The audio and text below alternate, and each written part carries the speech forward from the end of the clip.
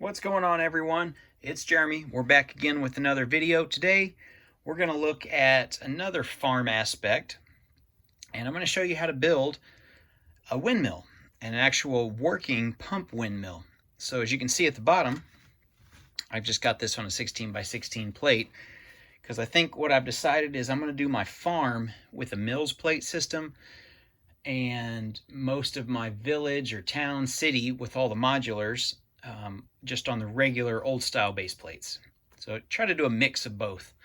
So we'll get into it. What I've got down here, as you guys can see, just a 6 by 6 round, was it azure blue, the light blue circle piece. We've got the the big gray round supersized macaroni pieces, whatever you want to call them, around that for our water basin. You can see our spout coming out, and we'll move this forward as I work my way up.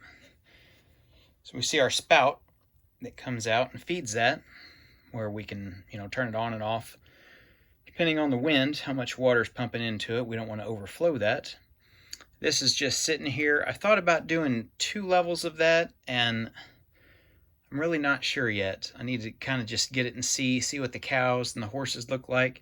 The problem is if you get any other animals like the sheep or the super $45 expensive goats, $45 a piece, it's too big for them. So I may just leave it like this. So as you can see, this windmill is, 80% of it's really easy to build because you just come with these pieces, 1, 2, 3, 4 on the back. Now they're only 2-sided.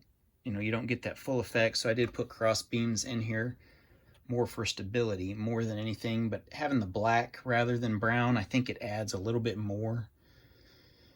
It just breaks up that brown color. It's also one reason I wanted to do the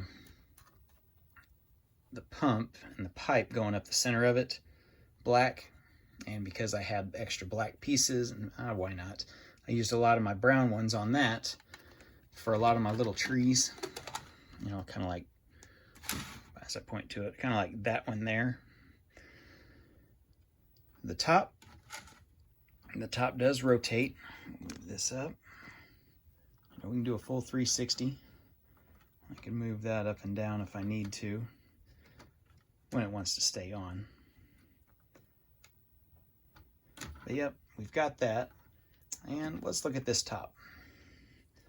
So the biggest piece here that you need to have is that center piece, that black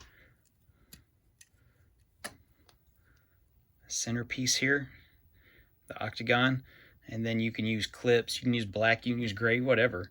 And then the slope, well, not slope pieces, these wedge, whatever you want to call them, pieces, you just have to all be the same direction. You can't have 4 of one and 4 of the other. It's not going to look the same. So they all have to be the same pieces. So yeah, all those plates need to be the same. Your clips didn't matter. I just put a ball on there just because I had a little decorative piece. I'm like, I'll never use this on anything else. So that's why that's on there. Then just stick that. Oh, so we'll look at this too. So yeah, we've just got, I think it's a 6 long Technic piece, just freely spins. Added that on just for the decoration and to make it add a little counterbalance to the back. That just goes in there. There you go. That's probably the most complicated build of your entire windmill. You could do it smaller if you wanted.